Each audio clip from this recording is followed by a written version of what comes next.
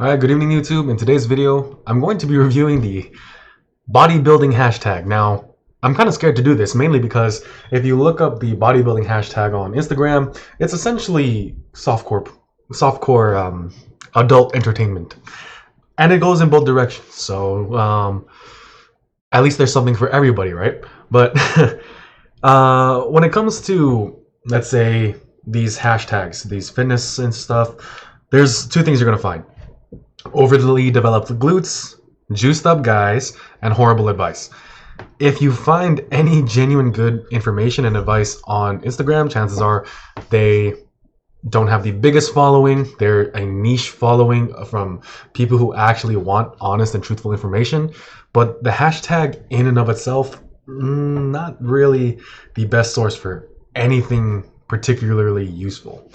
So yeah, today I kind of wanted to just kind of go over it just so that way, because most of the time when it comes to fitness, people are going on apps such as Instagram, Facebook, TikTok, and even for the sake of this channel, I'm not going on there. As much as I want to kind of talk about how, since basically TikTok is the social media flavor of the month, and maybe even for a bit longer than that, I don't want to get on there mainly because I feel like I waste my time on stupid things already, and I don't want to waste my time on something potentially even worse. But also, like, god dang, man, like, just thinking about all the young kids who are getting influenced by these really quick, stupid transformations. And this has always been the case. Like, I mean, when I was growing up, we had people like Jeff Sy, David Lade, who clearly weren't natural and just blew up and kind of started to influence a young generation of like very stupid, impressionable kids. And yeah, it's good that they developed a desire to work out, but they did it for all the wrong reasons and they went about it in all the wrong ways. And that's the danger of these hashtags, which is why when it comes to my Instagram, I really don't post all that much when it comes to fitness advice, mainly because it's just going to be flushed out by all this. I don't have a juicy ass and I don't have juicy ass abs. So what can I do? But let's see what the world has to offer today. So chest and shoulder workout. So my biggest issue when it comes to these types of posts where someone with a great physique, and this guy has a great physique, when they post their workout, they post it in the spirit of, look at what I've accomplished, this is how you'll do it. And then you'll end up doing a workout that is so suboptimal, so horribly programmed that any natural lifter should just steer clear. So this guy, maybe Buka, you know what this word looks like. Bake built. I'll just assume that's what his name is. Chest and shoulder workout. Save and tag your training partner. Dumbbell lateral raises, 4 drop sets of 10 to 12 reps, heavy, then drop weight and do 15 reps light. So I'm assuming, I'm confused here. Are you doing 4 regular sets and then you do a drop set, or you do like, so 4 regular sets heavy and then you do 1 light set? So are you doing a total of 5 sets, or are you just doing a heavy weight and then you do it like horribly, bruh? And I mean, maybe I'm just stupid. That's a possibility too. But at the same time, like, with social media especially, you're communicating to, unfortunately, someone who doesn't really know that much. And even for someone who does, like, this is not how anyone would really write out a program. Slight incline machine press, 10 to 12 reps. Now, my big issue with this is, for example, he's clearly more focused on hypertrophy training, and doing an isolation before a compound, in terms of bodybuilding and hypertrophy, it's not ideal, but it's not uncommon either.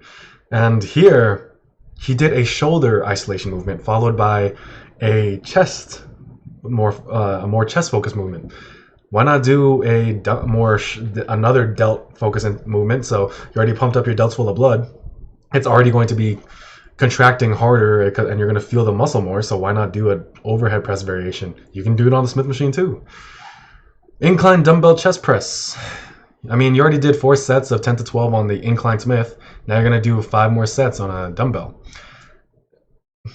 Bruh. Then pec deck machine, 5 sets of 15 to 20. if you are a natural lifter and you do this workout, you're going to be very disappointed with what you accomplish. For one, chances are you're going to hit a wall pretty damn quickly, because your ability to progress is going to like drop significantly when you do, if like, let's say you try to progress on the slight incline Smith machine press. By its very nature, you're not going to be able to progress like in a very, let's say, similar way when you do your incline dumbbell bench press, because you did the incline Smith press before it, so you're always going into that exercise weaker than you would otherwise. So yeah, when you watch these videos on Instagram where someone in the description or the text of the post, and they have the sets, reps, and whatnot, just get away from it, close it out, appreciate the physique. And I don't know, if you do get some type of motivation of, oh god, I want to look like that, just walk away with that. Don't walk away with any of this.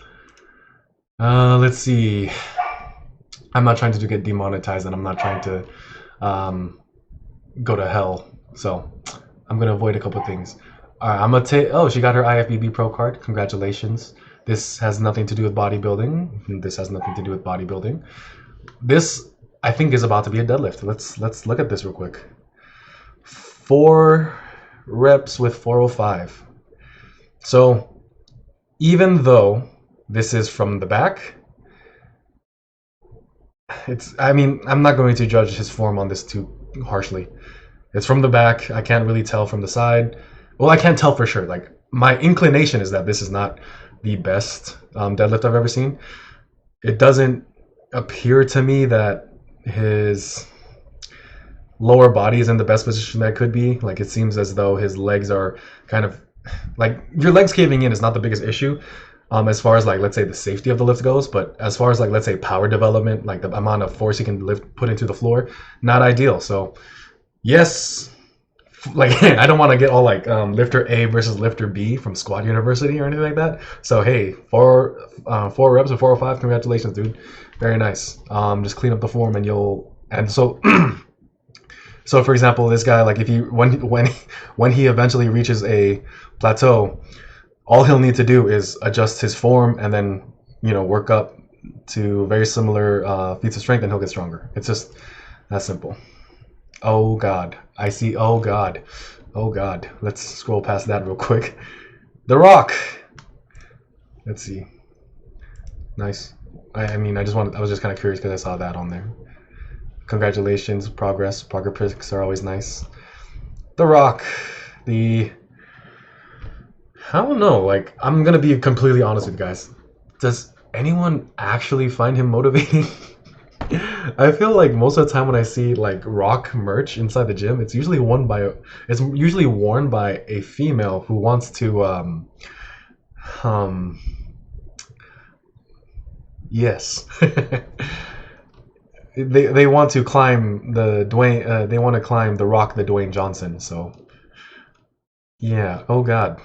Yeah, see, more ass and titties, and this is not Christian content, but this guy's physique I discovered pretty recently. Like, I'm 99% sure that his physique is a work of science, and his programming is questionable. But I mean, like, if ever there was like a physique to at least like in your mind aim for, like, for me, when I look at like these natural lifters, whenever I look at these natural lifters, I think of it in a very similar way to how I look at an anime character, where they're pieces of fiction. They exist only in works of fiction, meaning that obviously I'm never going to look like Goku as much as I want to. Even though I can eat like him, I'm never going to look like him. I'm never going to look like Guts from Berserk, Kenshiro from Fist of the North Star. I'm never going to look like that. In the same way, I'm never going to look like an enhanced athlete. I'm just not going to achieve that. So that's why when I look at these whatever influencers or whatnot who are very clearly juiced to the gills, I think to myself, and I think of them in the exact same way. They're characters of fiction. That's not it at all. So one thing, like, because I don't really follow this let's say, or maybe I do, who knows. Like I just whatever. But when it comes to like bodybuilding and like all this kind of stuff, it's very easy for young lifters, men and women, to fall into the trap of comparing yourself to what another person has achieved. And it's even harder when there's so many fake naturals on every single platform.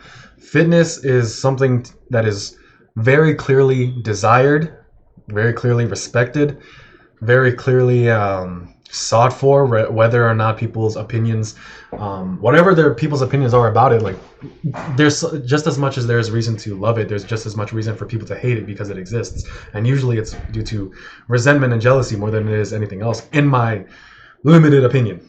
But with that being said, you should never compare yourself to who someone else is today, because they're not you and you're not them. That sounds overly simplistic, but what I mean by that is you don't know what they did to accomplish that, good or bad. You don't know if it's honest. You don't know if it's legitimate. You don't know what it is that they sacrifice as a result, what aches, pains, or let's say, some people, like they'll wear their tank tops and whatnot, and very strategically in all their pictures they want to make sure that their gyno is being covered up or whatnot. So there's that to think about. There's all the eating disorders and all the other drugs that they have to take just to feel normal. And how horrible of a life is that, and for the sole purpose of a picture, for you to feel jealous? What is there to be jealous for?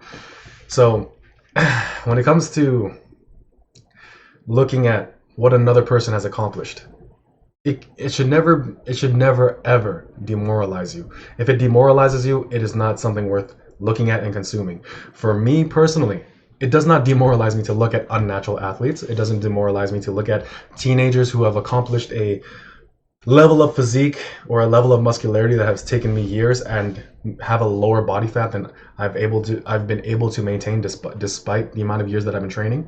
It does not demoralize me at all. Reason being, like I said, it's a work of fiction, and beyond that, it does not benefit me to compare myself to who they are today. It only benefits me to compare myself to who I was yesterday. And when you do that, when you take clear and concise stock of where you are today in relation to where you were the day before, you will notice, like, even if you go in the completely wrong direction, even if you fall, even if you stumble, you will notice that attention, that ability to view things on your own journey will be so much more useful and so much more empowering. It shouldn't be what was the word? It shouldn't be demoralizing to see yourself move in the opposite direction of your goals, because now you can clearly see this is not the right direction. I'm never going down this road again, and then you move forward. Or, oh shit, I'm moving in the right direction. Let me keep fucking going until I can't anymore.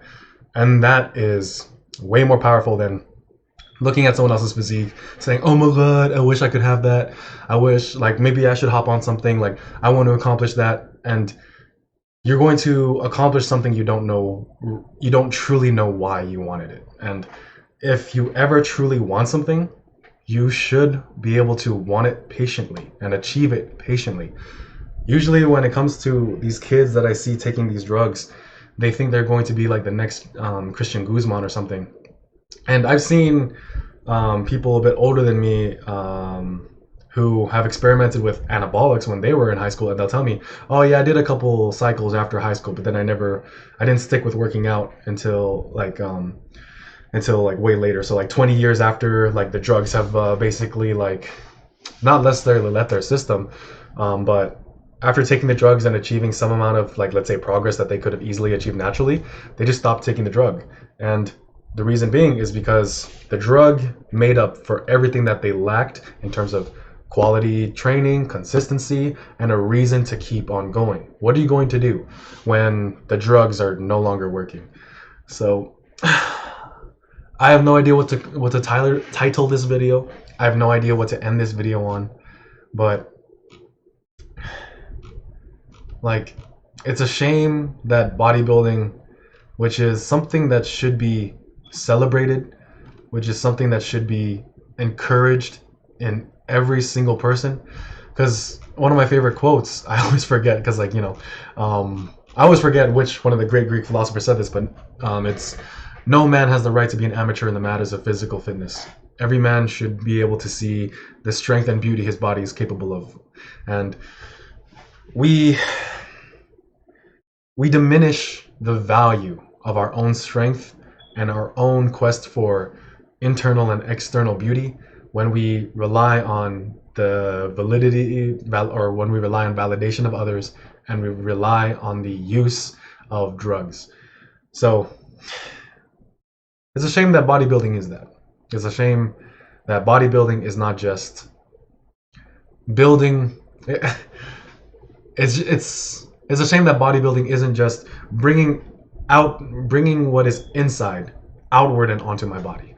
It's a shame that that's no longer the case. You're bringing all your jealousy, you're bringing all your insecurities, and you're pumping it into your muscles the same way you pump in drugs. And you are building your muscles to the size of your insecurities and not to the size of your greatest values and virtues. And that is depressing. And, well, not depressing, because I mean, I'm going to forget about this in like a couple minutes, but it's just disappointing when you look at it. It's kind of like, if you were ever to like, drive down a highway, and then you see an abandoned like house or car or something, and you just kind of think to yourself like, damn, like, given tender love and care, like, that would have been a nice place to live, a nice place to raise a family, a nice car to drive, and now it's just sitting there rotting in the dirt.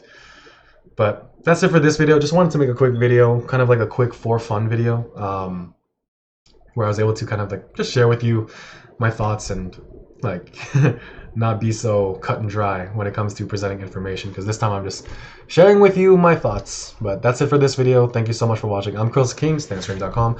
Please check out the website. I have a free program on there, as well as merch. Please buy the merch. It really helps out the channel, really helps me out, and you get something in return. So have a great one. I'll see you in the next one. Peace.